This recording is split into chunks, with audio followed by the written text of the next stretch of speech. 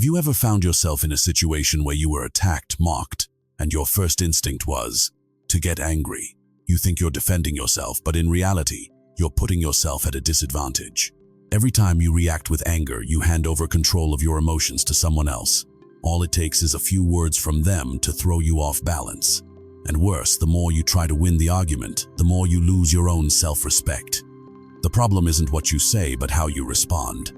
Wise people don't need to raise their voices to prove they're right. They let the other person reveal their own lack of control. If you want to learn how to respond intelligently while maintaining your composure, hit like or follow now, because what comes next could completely change the way you handle conflict. Here are 5 phrases that will help you stay calm, sharp, and never get pulled down by anger. 1. See through the anger. The problem isn't you. Most people, when attacked, immediately think, they're targeting me. And just like that, the instinct kicks in, defend, strike back, or get angry. But if you pause for a moment, you'll realize an important truth. Most attacks aren't really about you. They're about the other person's internal state. Someone who is stable, confident, and satisfied with their life rarely goes around attacking others. On the other hand, negative words are often a spillover of stress, frustration, or unresolved pain they're carrying. For example, a coworker snapping at you over a small mistake may not mean you did something seriously wrong. It could be that they're under pressure from their boss. Instead of reacting immediately, try shifting your perspective. Observe them as someone dealing with their own issues, not an enemy you need to defeat. A highly effective approach is to calmly ask, "Are you okay?" This question isn't meant to be sarcastic, but to de-escalate the situation. Shift from confrontation, observation, prompt the other person to reflect on their behavior. Practical steps. When you hear something unpleasant, pause for 2-3 seconds. Take a deep breath. Keep your voice calm and your expression neutral. Ask briefly without adding emotion today. Try applying this in at least one small situation. Instead of reacting immediately, you'll feel the sense of control return to you. 2. The power of silence. Silence is a subtle counterattack. The usual instinct when being attacked is to respond immediately, as fast as possible, as if silence equals losing. But in reality, that very urgency is what traps you in the other person's emotional game. Wise people understand that responding right away isn't always the best choice. When someone throws a harsh comment at you, they're essentially throwing a spear and waiting to see if you react. If you respond instantly, you've unintentionally confirmed that their words have an impact. But if you stay silent for a few seconds, maintaining calm eye contact, you create a gap that throws them off balance. For example, in a meeting, someone criticizes you harshly. Instead of interrupting to defend yourself, you simply look at them and remain silent for 3-4 seconds. That silence alone can make them start questioning themselves. Did I go too far? Why aren't they reacting? Then you can calmly say, "Anyway," and shift back to what you were doing. This sends a clear message: their words aren't important enough to throw you off course. Practical steps. When attacked, silently count to 3 before speaking. Keep a neutral expression, don't frown. Only respond when you are completely calm. Today, try slowing down for just one moment in at least one tense conversation. You'll be surprised how well-timed silence can say more than any words ever could. 3. Let go of the need to be right. You don't need agreement to be right. Most arguments don't start because of truth, they start because of the need for validation. You want others to admit you're right, and they want the same. The result is an invisible tug-of-war. The more you pull, the more exhausted you become, and no one truly wins.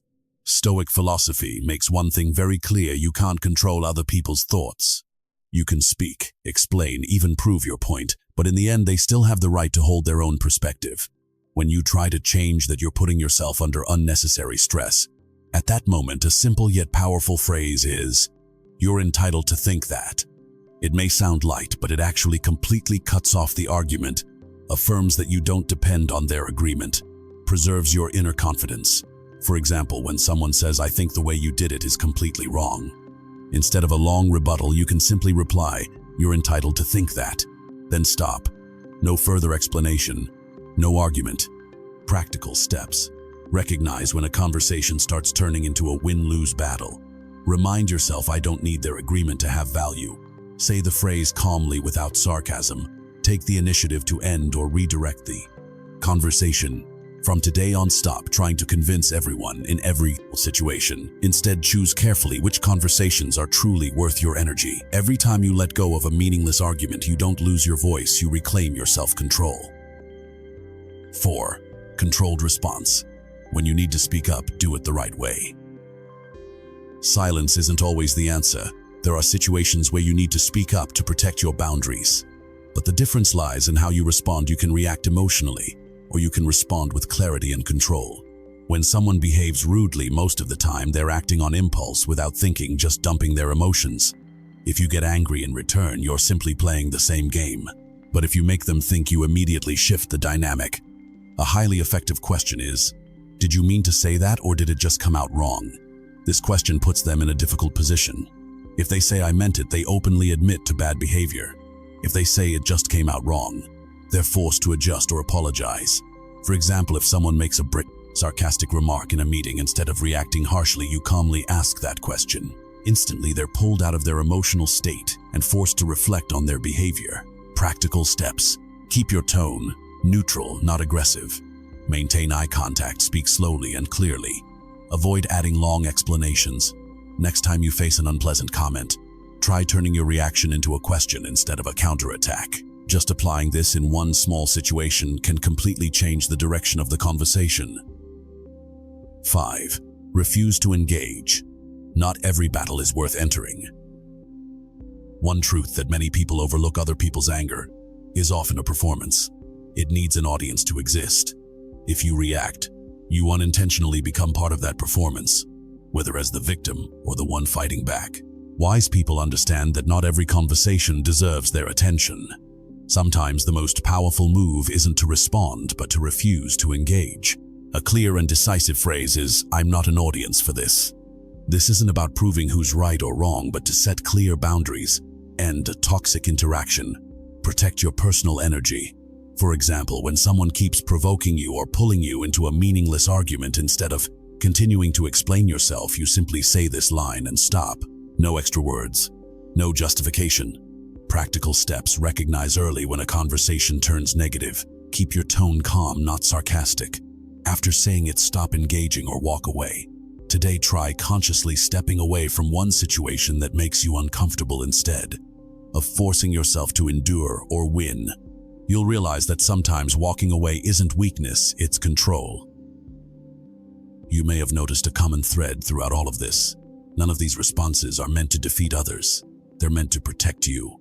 Not your ego, but your calmness, your energy, and your dignity. The weak try to win every argument. The wise choose their battles. And the truly strong don't need to fight. When you stop reacting emotionally, you don't become passive, you become in control. You're no longer pulled into meaningless confrontations. You stop letting others push your buttons and control your mood. You begin to live in a way most people can't: calm in the middle of chaos. Remember this: every time you don't react, you reclaim a piece of your freedom. Every time you don't argue, you preserve your energy for what truly matters. And every time you choose calm over anger, you elevate yourself to a higher level. But all of this means nothing if you just read it and move on.